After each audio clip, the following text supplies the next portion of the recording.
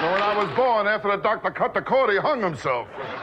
So we all know his jokes. I mean, it's not easy being me. When I was born, the doctor told my mother I did all I could, but he pulled through anyway. We know the face. I mean, last week I told my doctor I want a vasectomy. He said with a face like mine, I don't need one. We know the routine. My mother would kiss my brother goodnight and scratch me behind the ears. And we know his iconic line. No respect. I don't get no respect at all. We know he starred in Caddyshack and Back to School. But what we may not know is that he grew up poor in New York after his father abandoned him and his mother. We may not know that he worked odd jobs as a teenager to support his family. He sold aluminum siding for over 10 years. He married his wife twice. And at the height of his career and fame, he gave up show business in order to raise his kids, and then spent the later decades of his life mentoring other stand-up comedians like Jim Carrey, Jerry Seinfeld, Bob Saget, Tim Allen, and Roseanne Barr. In this video, we're going to explore the incredible and extraordinary life of Rodney Dangerfield, a man who truly deserves our respect. Rodney Dangerfield was born Jacob Rodney Cohen in Deer Park, New York, on November 22nd, 1921, and he would legally change it 2 more times. His father was a struggling comedic stage performer named Philip Cohen, who called himself Phil Roy. And so Phil Roy would be away working a lot.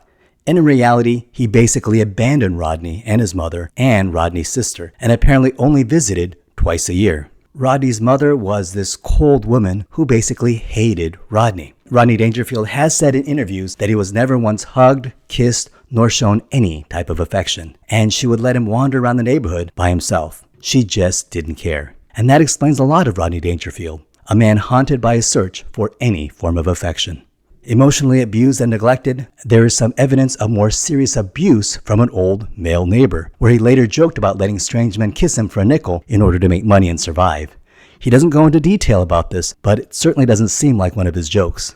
He gets very emotional and disturbed in interviews when he talks about this period in his life, so I imagine there probably may have really been some dark experiences. When he was 5 years old, he was able to receive some very mild validation from his mother by telling a joke, and this may have been the spark that ignited the future career of a comedian.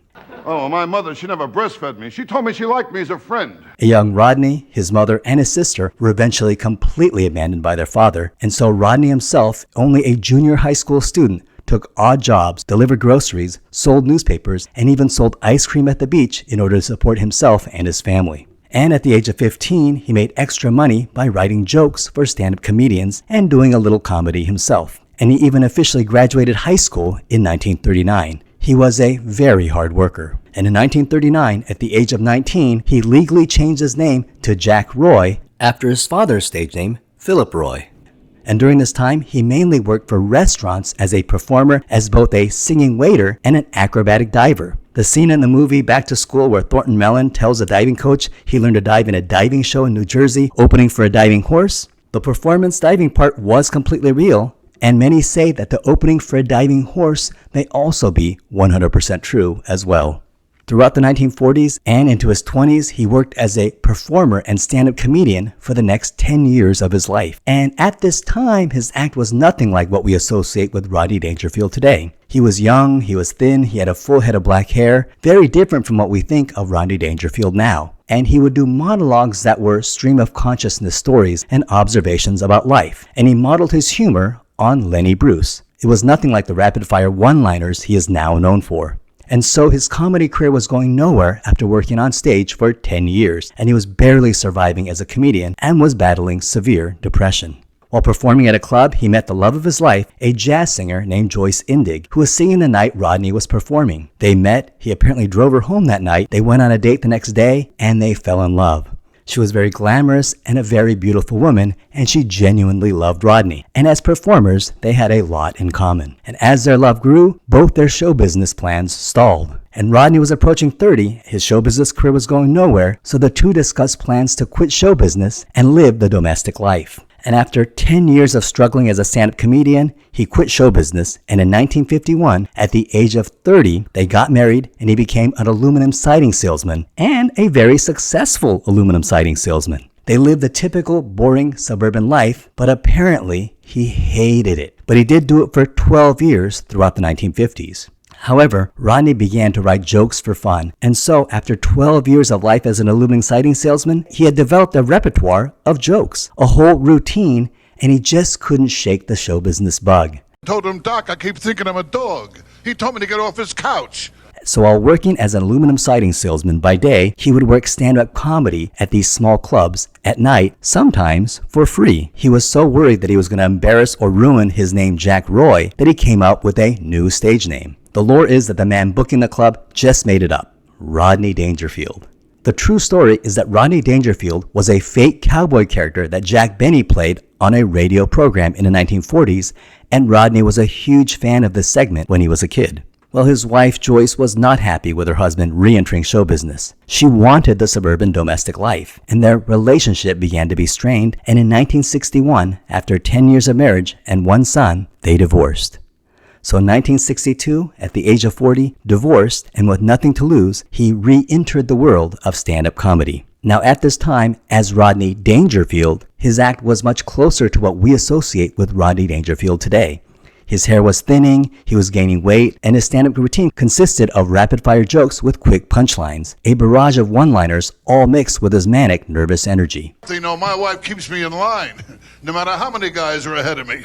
And Rodney Dangerfield created this memorable stage persona where he always wore a black suit with a red tie, he was fidgety, and he created this neck twitch where he would extend his neck and grab his collar. It was a very distinct and memorable persona. In 1960, while Rodney Dangerfield was in his 40s, an old man entering show business, he began to see success as a stand-up comedian. Although just to be safe, he continued to sell aluminum siding by day. And he even got to appear on TV on The Ed Sullivan Show. So now, he is in the big league. And then in 1963, only 2 years after his divorce, he and his ex-wife Joyce Indig decided to remarry in order to raise their 2 kids. He did not want to abandon his children like his father did.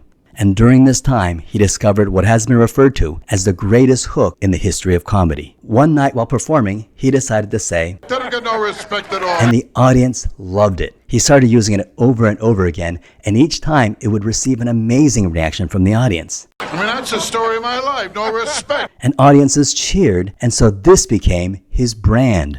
And even comedians and entertainment historians rank this one line as the single greatest line in all of stand-up comedy. And entertainment analysts have analyzed why this line so easily cuts through the heart of audiences. And it is because this line, in essence, describes the state of the average human state. That whether we're a kid wanting to stay out longer, whether we're a waiter or a homemaker, or even a doctor or a lawyer, we are all struggling with the feeling that we are being disrespected. All human beings feel that we're getting no respect. And so this line captures the essence of what it means to be human. During this time, Rodney Dangerfield got to meet his idol, Jack Benny, the man who 20 years earlier created the Rodney Dangerfield name. And he was so amazed by Rodney Dangerfield's act that he told Rodney, "Your line, no respect, cuts into the soul of everybody."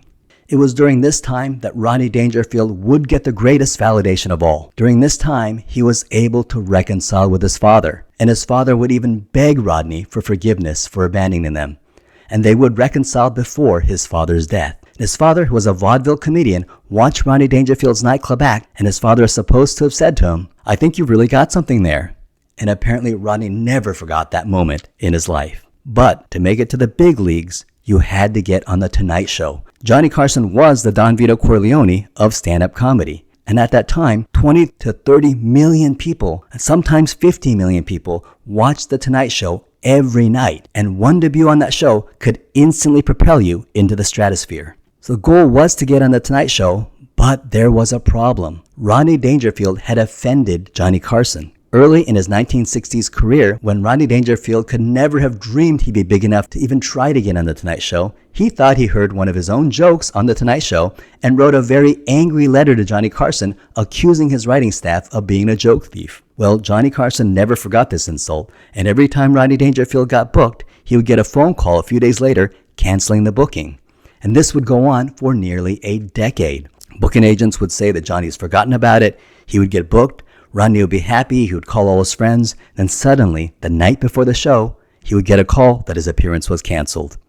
Apparently, Johnny Carson had not forgotten. But the fates were on Rodney Dangerfield's side. One night in 1969, Rodney was 48 years old, and he happened to be performing at the Copacabana Club. And Johnny Carson and his producer, Steve Irwin, were trying to get into the club because Tony Bennett was singing that night. But it was so full that even Johnny Carson couldn't get in. But his producer was an old friend of Rodney Dangerfield, and so Rodney Dangerfield got Johnny Carson and Steve Irwin into the club and set them up with a table and sat next to him and with all seriousness, all sincerity, apologized to Johnny Carson and said, "I'm so sorry, I was wrong."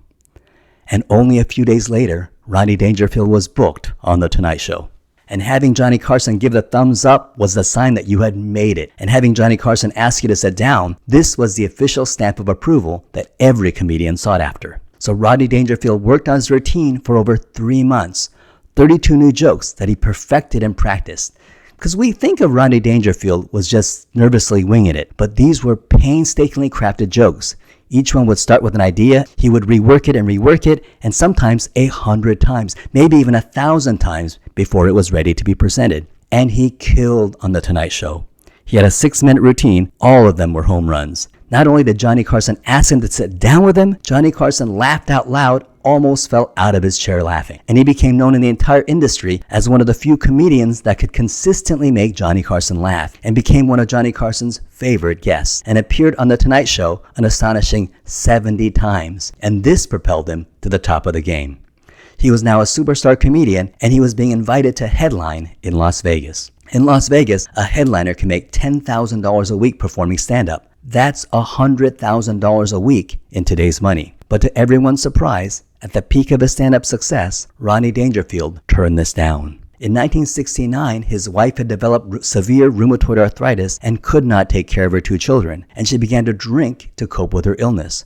But Rodney Dangerfield remembered that he was neglected as a child and did not want that for his 2 children. So Rodney Dangerfield gave up traveling, turned down success in Las Vegas, and stayed at home to take care of his kids. And this just speaks to Rodney Dangerfield's nobility. He was such a decent man. And I think when we're seeing the character in his movies, this character of Thornton Mellon in Back to School, we are seeing Rodney Dangerfield. He's a fun-loving, often angry, often hilarious partier, but also has this loyalty inside.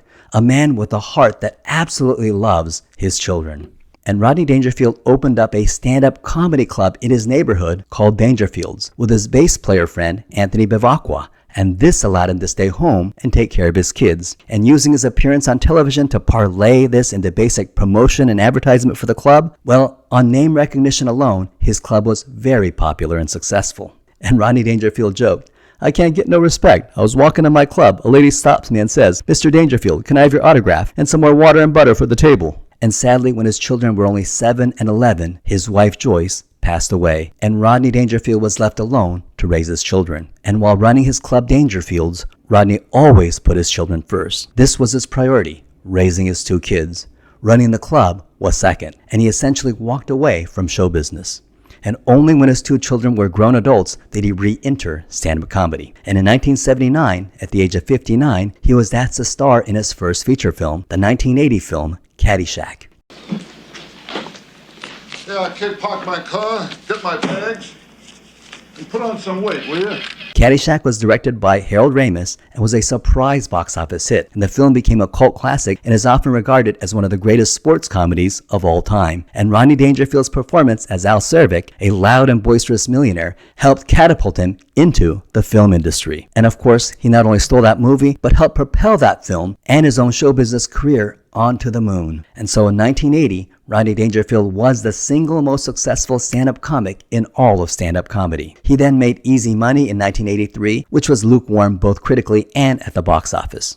However, his third film, the 1986 Back to School, would be a smash hit. It was critically beloved and was very successful at the box office. The film's clever blend of humor and heartfelt moments contributed to its success. Back to School balanced Dangerfield's outrageous antics with themes of personal growth and loyalty to family. The supporting cast of Sally Kellerman and Sam Kinison also complemented Dangerfield's own performance, adding depth to the movie and making it laugh out loud funny. The mix of slapstick comedy, poignant moments, appealed to a wide audience ensuring its lasting popularity as a cult classic. Rodney Dangerfield's magnetic presence, combined with an excellent story about perseverance and self-acceptance, solidifies Back to School as a beloved classic, and also shows us why Rodney Dangerfield was such a beloved and cherished figure in comedy. Made on a budget of $11 million, it would go on to make $108 million worldwide. And this film gave Rodney Dangerfield a whole new demographic of fans. Many high school and college students at that time suddenly found themselves new Rodney Dangerfield fans. He became huge among college students in the late 80s and early 90s, and Back to School became a huge cult classic hit on college campuses. And after the release of this movie, Rodney Dangerfield may have been the single most famous, most successful comedian alive. Now that he was at the top of his game, he could have become a jerk, or he could have become a recluse. But instead, he remembered how much he suffered and struggled when he was starting out. So instead of becoming arrogant or stuck up, he chose the path of empathy and chose to mentor and help young comedians who were starting out. And if he saw talent, he would help them break into the business. And numerous modern comedians who got their success performing at Dangerfield's comedy club, many cite and thank Rodney Dangerfield as the key person who set them up on the path to success. And these comedians include some really famous and important comedians here. These comedians cite Rodney Dangerfield's help, support, and mentorship as basically starting their careers. They include Jerry Seinfeld, Jim Carrey, Sam Kinison, Bob Saget, Tim Allen, Roseanne Barr, Jeff Foxworthy, and the legendary comedian's comedian, Bill Hicks, and many, many more. All these comedians cite Rodney Dangerfield as jump-starting their careers, and that is extraordinary and totally awesome. In 1992, Rodney Dangerfield starred in the children's movie Ladybugs, where he coaches a girls' soccer team, but the movie failed both critically and commercially. Rodney Dangerfield was rejected for membership into the Motion Picture Academy in 1995 by the head of the Academy's actor section, Roddy McDowall. But after fan protests, the Academy reconsidered, but Rodney Dangerfield refused to accept their membership. And in 1995, Rodney Dangerfield was the first celebrity to personally own his own website and created content for it himself. And he interacted with fans who visited his site via email, and he would surprise his fans with an actual reply. And in 1996, Dangerfield's website proved to be such a hit that Website Magazine listed it as one of the 100 most influential people on the web. Rodney Dangerfield appeared in an episode of the animated TV show The Simpsons, in which he played Mr. Burns' son Larry Burns, a character who was essentially a parody of Dangerfield's onstage persona. He also appeared as himself in an episode of Home Improvement. Dangerfield appeared in the 2000 film Little Nicky and played Lucifer, the father of Satan and the grandfather of Nicky, played by Adam Sandler. Dangerfield was recognized by the Smithsonian Institute, which displayed one of his trademark white shirts and red ties, and when he handed the shirt to the museum's curator, Rodney joked, "I have a feeling you're going to use this to clean Lindbergh's plane."